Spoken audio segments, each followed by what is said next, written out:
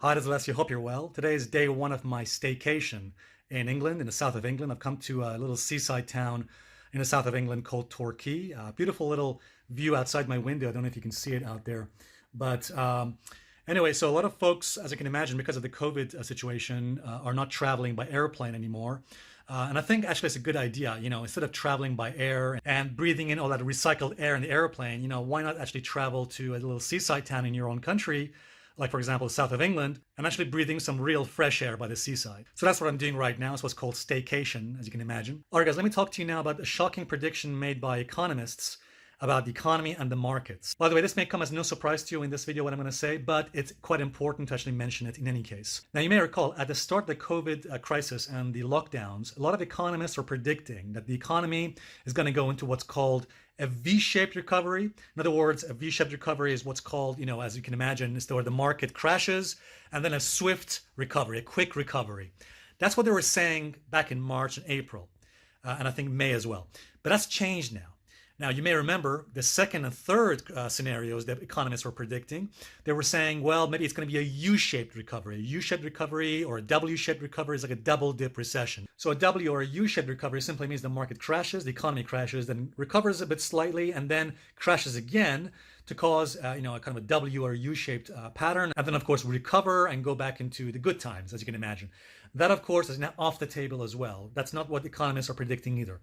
Then we had an L-shaped recovery. L-shaped recovery was a situation or scenario where essentially the market takes a very long time to recover. So we have a crash, and then like an L-shaped, it just takes a very long time to recover. A bit like 1987 after 1987. So essentially a very long haul economic recovery.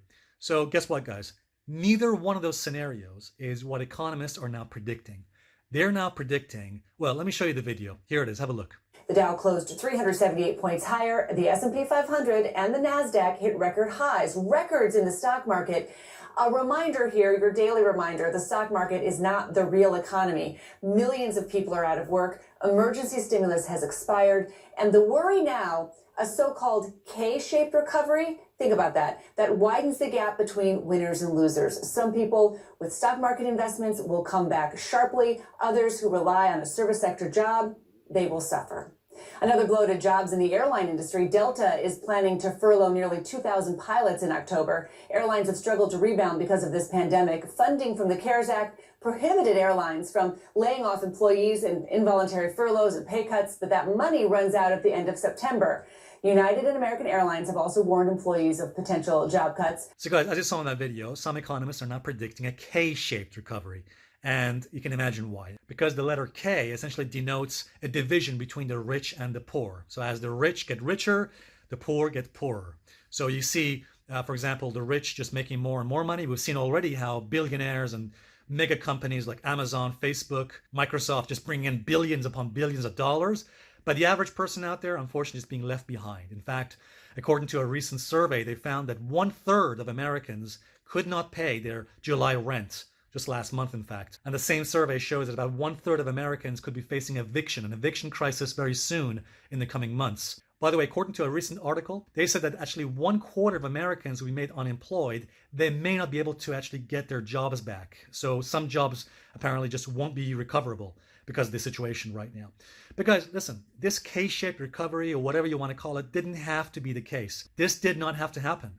Because I'm sure you know the reason why. Politicians, corrupt politicians in Washington, D.C. decided to give billions of dollars of bailout money to corporations. Essentially, they bailed out Wall Street. Guys, you know as well as I do that both parties, doesn't matter if it's Democrats or Republicans, both are corrupt and they both bend the knee to Wall Street. That's why, guys, these politicians in D.C. essentially looted the Treasury and they bailed out Wall Street to the tune of billions of dollars. And you saw what happened. These companies took the money and they made people unemployed anyway. We have now in America about 10% unemployment rate, although some people say the unemployment rate is probably much more than that. Maybe close to 15 to 20% is the actual unemployment rate. But look, the bottom line is this did not have to be the case. It didn't have to be a K-shaped recovery. There didn't have to be this division between the rich and the poor. Because the politicians in DC had decided to actually give some of that money, or a huge portion of that money, to ordinary folks, to ordinary people like your mom and dad, for example. People are really struggling right now in this current economy and in the situation right now. But no, guys, as you saw for yourself, politicians have bailed out Wall Street and just left everybody else pretty much on their own. By the way, it's such hypocrisy as well, because these very politicians say, oh, we're against socialism. but they're okay with socialism for the rich or corporate socialism. So they're very happy to give handouts and bailout money to corporations and Wall Street, but no, they can't do that for the ordinary people out there who are struggling. And they pretend they're against socialism. What absolute hypocrisy. In fact, as Jesus says, hypocrites all, blind guides. So guys, as you've seen for yourself, the stock market just made new highs. We've seen a massive rally in the stock markets and the S&P. But the fact is the average person, the ordinary person out there is not feeling that same wealth. Because all the stock market does is just makes the rich richer. It makes more billions for billionaires, makes more millions for millionaires. But the average person out there, guys, they're being left behind. So I do think this K-shaped recovery scenario they're predicting is probably quite true. I actually think there's some truth to this. And I think that we're going to see a large gap, widening gap between the rich and the poor, and who knows what this might do in the next few months and years to the average person. I read reports that many people out there are feeling very nervous and anxious about their current situation, potentially being evicted from their homes. Many folks out there can't even afford enough food to feed their entire family. So it's a really sad situation out there, and I hope that something can be done about this very soon. Now, some of you have been asking me, could this have an impact perhaps on the election this November? I think it could. In fact, I'm making a video for you guys just on the US election. I'll give you my prediction for the US election based on what the market does and what the stock market does in the next few months. It's going to be quite interesting.